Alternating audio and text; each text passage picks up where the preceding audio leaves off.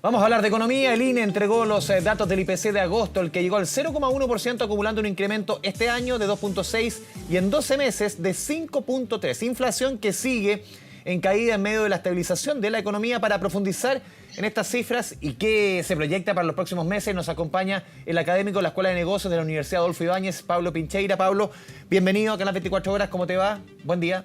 Bien, gracias. Y a ti, Andrés, ¿cómo estás? Muchas gracias por la invitación. Muchas gracias, Pablo, por estar acá. Primero, ¿cuál es tu primera reflexión respecto, claro, a este 0,1%? Uno lo compara con las expectativas que iban en torno entre 0,3 y 0,5. Es una buena noticia, pero también hay que mirar a veces entre líneas y ver que se esconde también una fuerte o un importante incremento en el precio de alimentos. ¿Cuál es tu análisis respecto a estas cifras?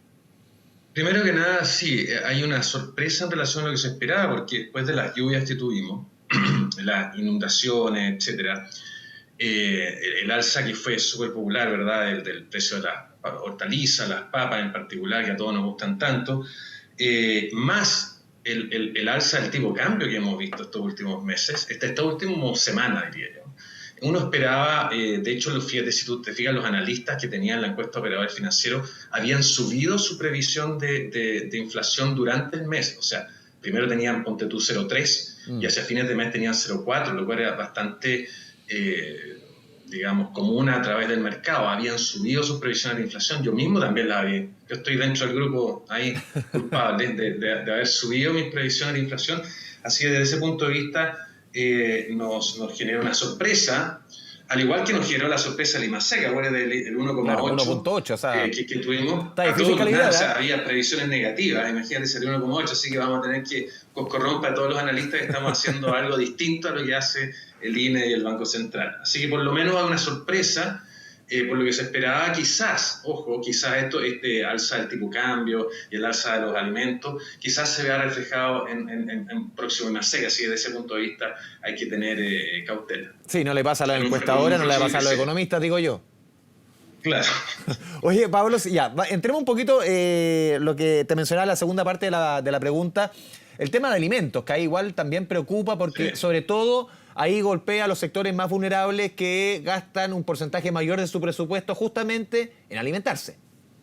Sí, ese es el lado oscuro, hay un lado claro, ¿verdad?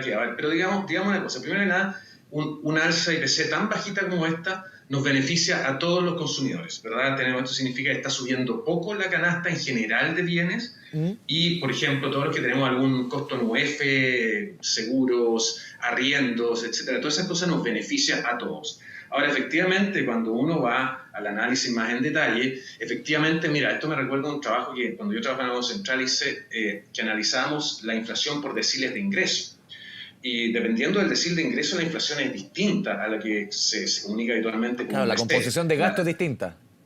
Claro, la composición del gasto es completamente distinta y dependiendo del periodo de cómo se den la variación de precios, a veces a la gente más pobre le pegaba mucho más fuerte la inflación y a veces a la gente más rica. O sea, a veces uno tiende a pensar solo que es a la gente pobre lo que le afecta más, pero no, le afectaba más a la más rica. Ahora, en este caso, desafortunadamente, efectivamente los alimentos han subido bastante, la energía también, y eso sí golpea a los bolsillos de la gente con menos ingresos, lamentablemente. Ese es el lado malo de la noticia. Sí, Pablo, ¿y cómo proyectan ustedes los próximos meses? Porque, claro, estamos en septiembre, un mes que generalmente es generoso en términos de IPC. Son los meses con mayor consumo, no sé, marzo, septiembre, diciembre, los que regularmente, con cierta, entre comillas, estacionalidad, se ve un mayor IPC. ¿Cómo están viendo ustedes lo que resta del año?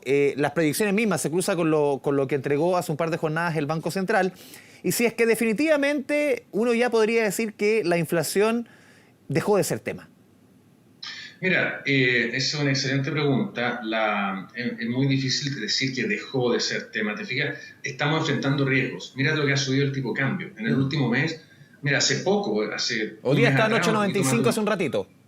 Imagínate. Entonces, hace un mes atrás, el tipo de cambio estaba bajo 800. Ahora estamos casi en 900 pesos. Entonces ahí tienes un riesgo, van a seguir las lluvias, en algún momento esto se va a traspasar, se puede traspasar al IPC. Entonces estamos en una situación que yo te diría el escenario central ha sido que la inflación ha ido retrocediendo de manera más rápida que lo anticipado, lo cual es muy bueno, pero tenemos un escenario de riesgo que no podemos descartar precisamente por estas cosas. El Banco Central, fíjate que siempre lo dice, vemos un escenario de riesgos, vemos riesgo, y enfatiza que el escenario central es que van a seguir bajando la tasa. Piensa que quedan 2 reuniones de política monetaria en el año, en que se esperan bajas de 75, 75 o 100 y 75, pero el Banco Central siempre con mucha cautela se da la flexibilidad para monitorear la economía y evaluar lo que está pasando. Entonces, no es descartable que estas sorpresas inflacionarias que algunos esperábamos para este mes se retrasen y lleguen el próximo mes, por ejemplo, en los próximos 2 meses. No obstante, la gran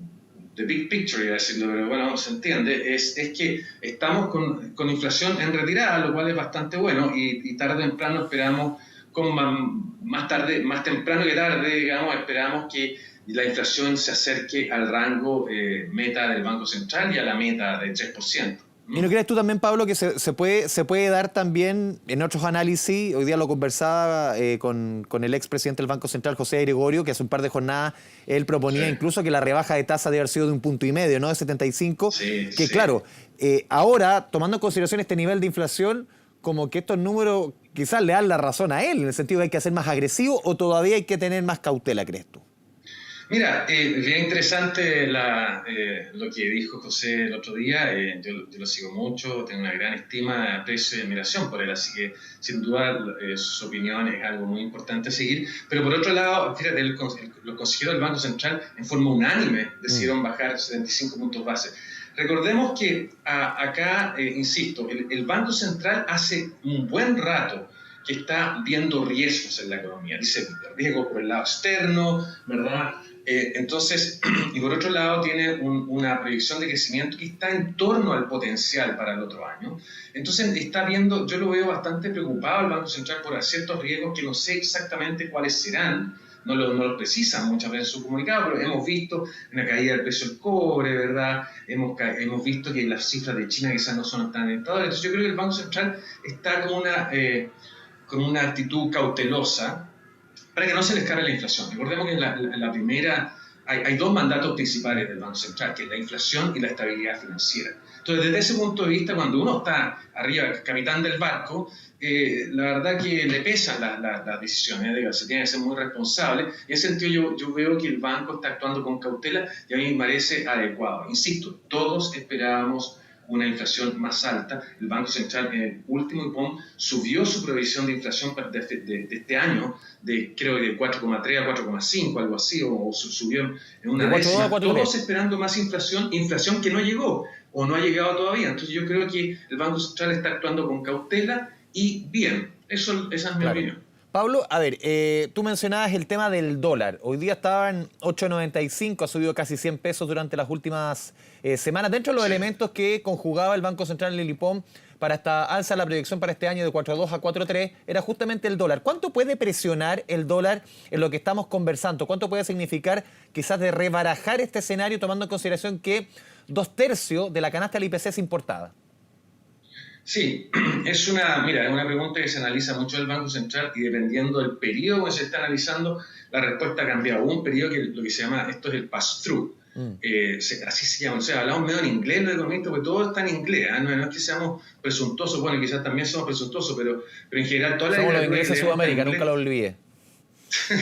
Entonces, la verdad que lee tanta cosa en inglés. El pass-through es básicamente el traspaso del tipo de cambio a inflación, ¿verdad? Y efectivamente existe, a veces ha sido menor y mayor. En este momento yo no tengo los últimos cálculos, pero hemos visto una subida muy rápida del tipo de cambio y eso sería muy raro que no se traspasara a inflación, ¿te das cuenta? Ahora, hay un tema que es bien relevante que no lo hemos mencionado, que es la pequeña caída que tuvo el IPC subyacente. Ya, que es más estructural. Exacto. Esa es una medida que el Banco Central sigue muy atentamente. Es una buena noticia. Una buena noticia. Es una buena noticia porque está más alto que la inflación total. Para que la gente entienda, el IPC subyacente, el IPC total, lo que vemos en general, es una medida que puede tener altas volatilidades por el precio de las hortalizas, los combustibles, etc. El IPC subyacente, la inflación subyacente es una medida más estable y más persistente y que muchos bancos centrales del mundo, en particular el Banco Central de Chile, siguen como un buen predictor de la inflación local, doméstica. Y el hecho de que esté bajando también, que estén los dos bajando, es una buena noticia, más allá de lo que esté pasando con el tipo de cambio, y yo lo pondría como un escenario de riesgo más que un escenario central. Pablo, por último, a ver, ¿cómo ves tú? Todo esto se cruza con cifras de crecimiento. Tú lo mencionabas también antes, tuvimos un 1,8% en el último mes, la última medición, que se entró casi una semana, justamente el Banco Central. Ya todo sorprendió. O sea, yo creo que hasta el mismo Banco Central se sorprendió este 1,8. Para ti, ¿marca tendencia o es algo coyuntural? ¿Da para hablar de que lo peor de esta contracción ya pasó y se inicia quizás un periodo de recuperación? ¿Cómo lo ves tú? Mira, puede ser, no, yo no le daría tanta importancia al 1,8. ¿En qué sentido? Que todas las previsiones, tú te fijas, el Banco Central redujo su... Yo tengo una estimación de crecimiento para todo este año de menos 0,4. Está justo dentro del rango que planteó el Banco Central, el último IPOM, reduce el rango, el ancho del rango, ¿verdad? Porque el Banco Central durante todo el año entrega un rango de crecimiento de 75 puntos base. Lo tenía en menos 0,5 hasta 0,25. O sea, admitía la posibilidad de que creciéramos de forma positiva muy poquito, 0,25. Y ahora lo reduce a menos 0,5 y a 0. Y eso salió en la tapa de todos los medios de prensa, o sea, piso de crecimiento para este año en 0% según el Banco Central. Entonces yo te diría que el escenario de estas cosas hay sorpresa, pero básicamente lo que uno tiene que mirar es el gran cuadro, ¿verdad? Y lo que uno ve es que Chile tiene un crecimiento potencial muy disminuido, que está en torno al 2%, un poquito más, algunos lo estiman un poquito menos. Yo tengo un pronóstico para el otro año de 1,8. Entonces lo que estamos viendo es una recuperación menor, positiva, por supuesto, de la economía hacia el otro año, pero todavía quizás por debajo del potencial. Y el rango que plantea el Banco Central de crecimiento para el otro año todavía, el centro del rango está bajo el potencial.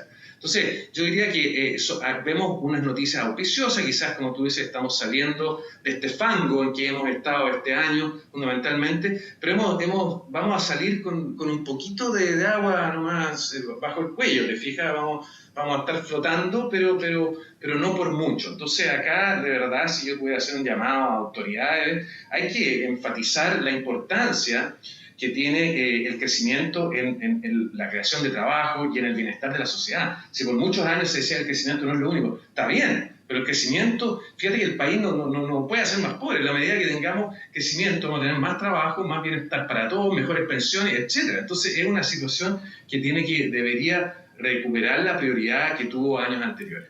Pablo Pincheira, académico de la Escuela de Negocios de la Adolfo Ibáñez, te agradecemos este espacio con Canal 24 Horas. Muchas gracias, que tengas una buena jornada y buen fin de semana.